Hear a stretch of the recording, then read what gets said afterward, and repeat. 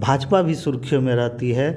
मणिपुर में नंगा घुमाने के लिए सुर्खियों में रहती है। नूह मेवात में, हरियाणा में जहां रामराज है खट्टर साहब का, वहाँ मुसलमानों को जिंदा जलाने और मारने के लिए सुर्खियों में रहती है। कहने के लिए आज़ादी मिल गई, लेकिन संवैधानिक अधिकारों की स्थापना का अगर बात करेंगे, व्यक्ति प्रस्तावना में जो व्यक्ति की गरिमा, समानता की बात कही गई है, आर्थिक समानता की बात कही गई है, वो अभी भी लागू नहीं हुआ करता था, विपक्ष हुआ करता था। आज क्या है?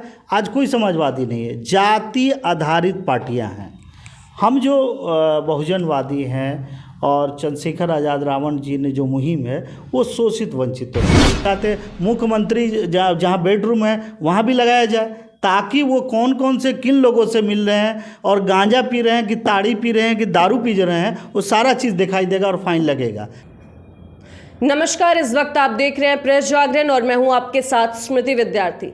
आज हमारे साथ इस वक्त चर्चा में मौजूद हैं भीम आर्मी और आजाद समाज पार्टी के प्रदेश प्रवक्ता डॉक्टर बीरेंद्र भास्कर जी। जी हाँ, इनको तो आप जानते ही हैं। सर, स्वागत है आपको प्रेस जागरण में। सबको जय भीम।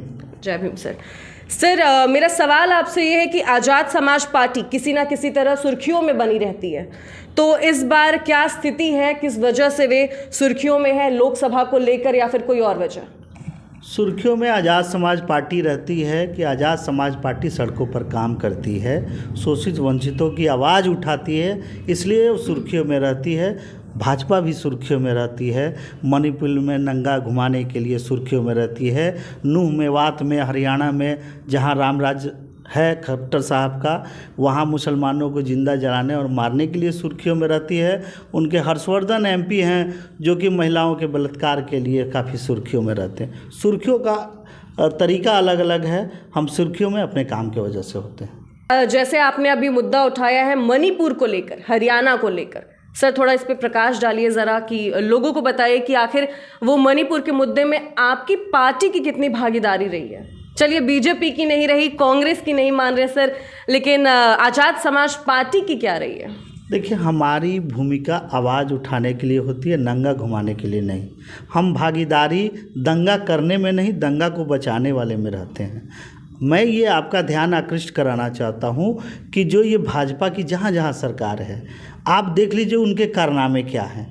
उसी शोषण के खिलाफ हमारी आवाज़ उठती है तो हम सुर्खियों में आते हैं। आप देखिए, हरियाणा में अभी जो दंगे हुए, लगातार दिखाया जा रहा है कि किस तरह से आग उगलने वाले बजरंग दल भाजपा के लोग बोलते हैं कि तुम्हारा जीजा आ रहा है और तुम अपना माला लेके रहो, हम इस बार तुम्हारे सामने आ रहे हैं। ये कौन सी भाषा है? ये कौन से संस्कारी लोग हैं, जो किस दल के संस्कारी लोग हैं, किस संगठन के लोग हैं कि इस तरह की भाषा का उपयोग अपने ही देश के लोगों के साथ, अपने ही वतन, हम वतन भाइयों के साथ करते हैं।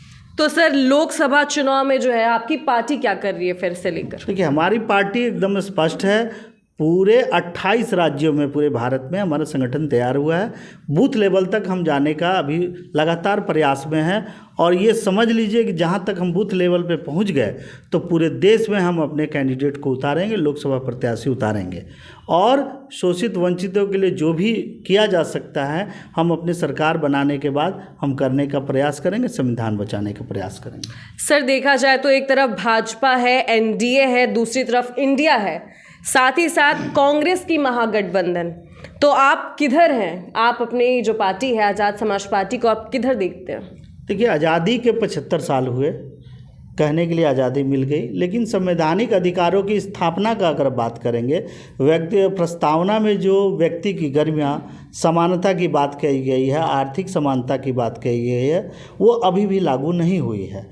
तो हमारा ये प्रयास है कि पहले तो जो वर्तमान सरकार है वो संविधान को ही मिटाने पे तुली हुई है, तो उनसे तो कोई गठबंधन होना नहीं है।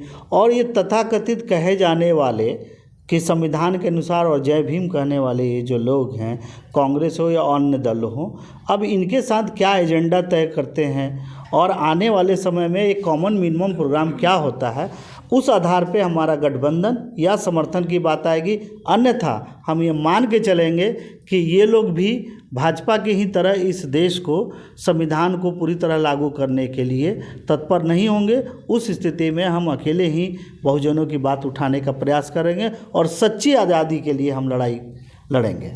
सर, जैसे आजकल गठबंधन का ट्रेंड एक तरह से चल गया है। भाजपा भी मिलकर चिराग पासवान के साथ एक गठबंधन का खेल खेल रही है, और फिर कांग्रेस की तो इंडिया है ही।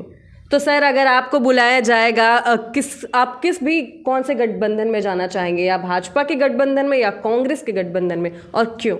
देखिए, पहला सवाल तो है कि जनता आज बढ़ चुकी है। गठबंधन की मजबूरी क्यों होती है कि ये जो देश, जो हम भारत के लोग थे, वो जातियों में बट गए हैं और जातियों की सरकार हो गई है। तो ये जनता को तय करना है कि इस देश को चलाने के लिए क्या बहुमत की महागठबंधन सरकार होनी चाहिए या एक पार्टी के, ये जनता को तय करना है। याद कीजिए, आज से 30-35 साल पहले भाजपा नहीं थी, उस समय कांग्रेस अपने आप में एक बुराई नज़र आती थी लोगों को। उसके खिलाफ समाजवादियों का एक गढ़ हुआ करता था, विपक्ष हुआ करता था। आज क्या है? आज कोई समाजवादी नहीं है, जाति आधारित पार्टियां हैं। हम जो बहुजनवादी हैं और चंद्रशेखर आज़ाद रावण जी ने जो मुहिम है वो शोषित वंचितों के लिए। आज इस देश में देखिएगा, हमारे कानूनी अधिकार कहाँ छीने जाते हैं? थाने में छीने जाते हैं, कोर्ट में छीने जाते हैं, या सरकारी महकमे में छीनी जाती है। सदन में जो है शोषित वंचितों के अधिकारों की बात नहीं हो रही है। जैसे आप देख लीजिए सरकारें क्या काम कर रही है। मैं बिहार से हूँ। बिहार, आप सोचिए कि मुझे तो लगता है कि पूरा प्रदेश ही शोषित है। आप सोचिए कि हम मोटरसाइकिल लेके, गरीब आदमी निकलता है कि वो अपने काम पर जाएगा, जगह जगह कैमरा लगाए हुए हैं कि अगर आप गलती से मोबाइल पर बात कर लिया तो वो फ़ाइन आपके पास चला जाएगा। अभी खाने के लाले पड़े हुए हैं और आपको फ़ाइन वसूलने में ये मौलिक अधिकारों का हनन है। आप ये समझ लीजिए, अगर ऐसा ही है तो प्रधानमंत्री और मुख्यमंत्री के पीछे कैमरा घूमना चाहिए। थानों में घूस ले जा रही है, वहाँ पर आप कैमरा नहीं लगाते। मुख्यमंत्री जहाँ बेडरूम है वहाँ भी लगाया जाए, ताकि वो कौन कौन से किन लोगों से मिल रहे हैं और गांजा पी रहे हैं कि ताड़ी पी रहे हैं कि दारू पी रहे हैं, वो सारा चीज़ दिखाई देगा और फाइन लगेगा। लेकिन नहीं, जनता को शोषित बना के रखा। वो सदन में जाते हैं और हमारे ही खिलाफ कानून लागू करते हैं, जबकि लोकतंत्र की स्थापना हुई थी कि ये नुमाइंदे जब जाएंगे तो ये अंग्रेजी राज्य वाले जो शोषणकारी नीति हैं वो ना करके लोगों को सहूलियत और विकास के लिए रास्ता प्रशस्त करने वाले कानून बनाएंगे। सर, हमें ये बताइए कि जैसे बिहार में अगर आपकी पार्टी आ गई, आज़ाद समाज पार्टी बिहार में आ जाती है, तो वो क्या रिजल्ट देगी लोगों को? सरकार अभी जो महागठबंधन की सरकार चल रही है नीतीश और लालू जी की, उससे अलग क्या करेगी सर? 2024 का लोकसभा चुनाव आसन्न है, होने वाला है। तो हम लोकसभा के स्तर, देश स्तर पर बात करते हैं। हम बहुजनों के विचार वाले सरकार के साथ रिजल्ट देना चाहेंगे। यदि ये सरकारें किसी कॉमन मिनिमम प्रोग्राम और शोषित वंचितों को और संविधान को बचाने वाला काम अगर नहीं करती है, तो उस स्थिति में रिजल्ट हम यही देंगे कि ये जितने भी झूठे प्रकार के बहुजनवादी हैं वो उनको हार का सामना करना पड़ेगा। और हम एक ऐसी जमात को वोटिंग के माध्यम से दिखाएंगे कि हम, अब आप गद्दी छोड़ दो, हम आ रहे हैं।